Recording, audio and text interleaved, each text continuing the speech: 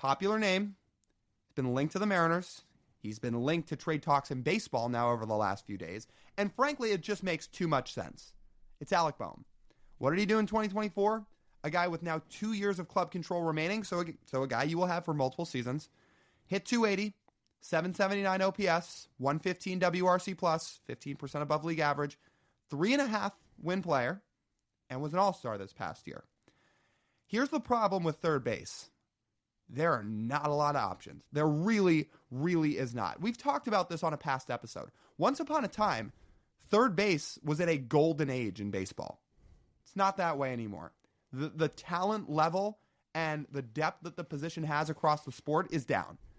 And when you look across baseball at the options either via trade or free agency for third baseman this winter, which might be the most glaring need on this roster, you got Alex Bregman, which I think we all really don't believe is happening for good reason.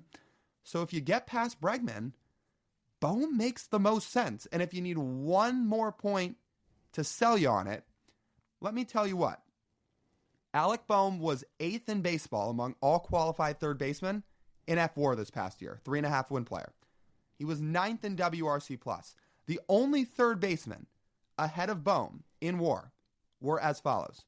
Jose Ramirez, not going anywhere. Matt Chapman, not going anywhere, just signed an extension. Rafael Devers, not going anywhere on a huge contract. Alex Bregman, probably going to go somewhere else. Jazz Chisholm technically qualifies for this. He's not really a third baseman, but I put him on here anyway. Gino, Eugenio Suarez, who's not going anywhere because the Diamondbacks picked up his option. The Mariners thought he was cooked. He clearly was not, and now they're in this predicament. And they also salary dumped him, for what it's worth. To only save $6 million. Don't leave out the best part. Oh, yeah. But, Luis Urias, that was great. So right. And Manny Machado, not going anywhere on a huge contract. Those are the only guys that had more value at third base than Alec Bohm in 2024. This is your best option. And I would be very, very much looking into it if I were the Mariners. You're right. There's not enough options out there for third base, because if there were more options, I would bring up the point to you that I would be concerned how his offensive profile would translate to T-Mobile Park. Because, frankly, for his career, if you take a look at the entire batch, he's about a league average hitter. He's been under 100 4 years ago and 3 years ago. 2 years ago, he was finally got over 100. This past year, he was at 115. Like, there is like hitting, like Philly is at such a good hitter park.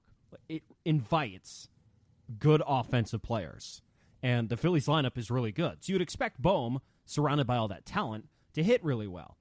But frankly, up until this year, he's been a average to below average hitter at third base, which is great to see. But he also took a big step forward on defense this year, which is amazing because he went from 12th percentile to 87th percentile and outs above average. Like, really, really worked I think the previous offseason to get that done, which is cool to see.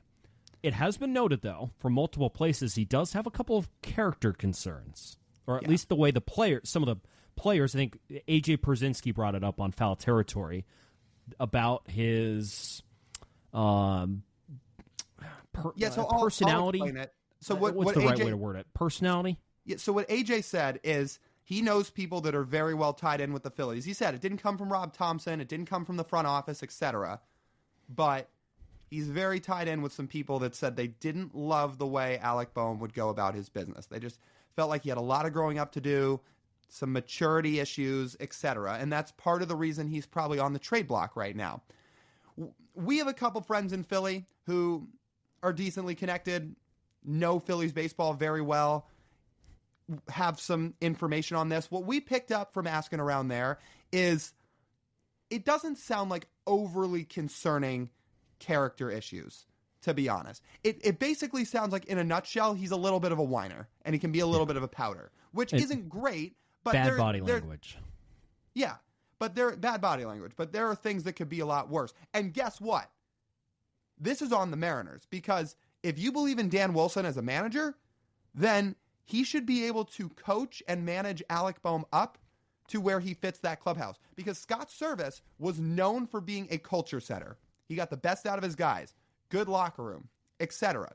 Mariners decided that wasn't good enough. They brought in Dan Wilson, who they claimed to be an upgrade. if Dan Wilson's going to be so great, he should be able to help a guy in his mid-20s gel in a locker room, not be such a whiner, and get the best out of him if they believe he's really the right guy for this job. Because the Mariners have put them in a position, and let's be very clear, this is 150% self-inflicted, that they do not get to go out and acquire perfect players. They refuse to spend the money. Oh, we haven't even said it yet today. We're like 40 minutes in. This is a perfect opportunity. Not a smart strategy to sign high-end free agents. So there we go. Again, it's like a tick, guys. If I don't say it, it's going to drive me crazy. So there we go. It's like me drinking coffee in the morning. Right. So because of that, you are going to acquire players with imperfections. You are not going to go after the Juan Sotos of the world. You're not going to go after the Alex Bregmans of the world. He's not perfect, but still.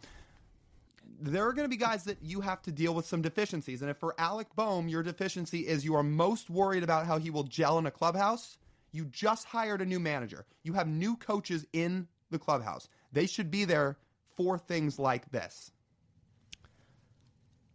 When I heard these things, the first thing I thought of was, first of all, stuff like this hasn't stopped the Mariners from acquiring players in the past. Did anyone remember Jesse Winker? Anyone remember Gene Segura? Gene Segura? Or even, in not quite in the body language sense, but their last two third basemen have shown up to spring training out of shape when it comes to just work ethic and character, right? So, not saying someone like Gino's a bad person, but it was noted, and Ryan Davis said it a lot in 2023, that Gino, part of the reason he struggled in 2023 is he just wasn't in great shape. Right.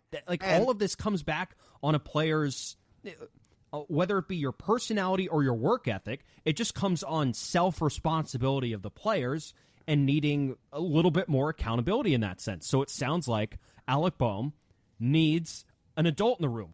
Guess who else needs an adult in the room? The Seattle Mariners. Because what happened in 2023 and 2024 without veteran leaders, extrovert leaders in that clubhouse like Carlos Santana or Justin Turner-Lyle, what did the team do? They were pretty dysfunctional. I'll rattle through it again. Kelnick kicks a cooler, breaks his foot. George Kirby goes to the media, said, I didn't want to be out there in the seventh inning. I mean, we agree with Cal, but Cal goes to the media saying, yeah, this team's not good enough. We need to go out and spend. He's right. But, that was another story that was about the Mariners that wasn't in a positive light because clearly players are frustrated. So, yeah, this team does need a veteran leader. It's why they're talking to Justin Turner about coming back. I'm sure Alec Bohm could benefit a lot from Justin Turner. And yes, they cannot have another third baseman come to camp out of shape. We were down there in spring training for Luis Urias, and we weren't the only ones. And I think the consensus takeaway from everybody who was down there that saw him was, good Lord. Listen, he was dealing with an injury in spring training. I remember tweeting a video, watching him throw a ball across the diamond, and the reaction was exactly what you'd expect from Mariners Twitter, because when I saw him make the throw, I was like, what did I just watch? He short hopped it. He looked... The throwing motion looked as unfluid as could humanly be. Yeah, they can't have this again. And I will say to the home road splits notion, for what it's worth, Alec Bohm had a 748 OPS at Citizens Bank Park this year and an 808 OPS on the road. Now, how that translates to T-Mobile Park specifically, which is the hardest park to hit in baseball, I don't know, because he's a bit of a pull hitter and has power. Is his offensive game going to be suppressed by the ballpark? There's no way to know for sure. I will say his profile looks pretty good when you look at Savon. I love the fact he's a 14% strikeout guy. He doesn't strike out. Another thing the Mariners need. Get guys that don't strike out. So, look, we've gone on for a bit about Alec Bohm now, but there's too many things about this idea that make too much sense in terms of especially the Mariners' need at the hot corner.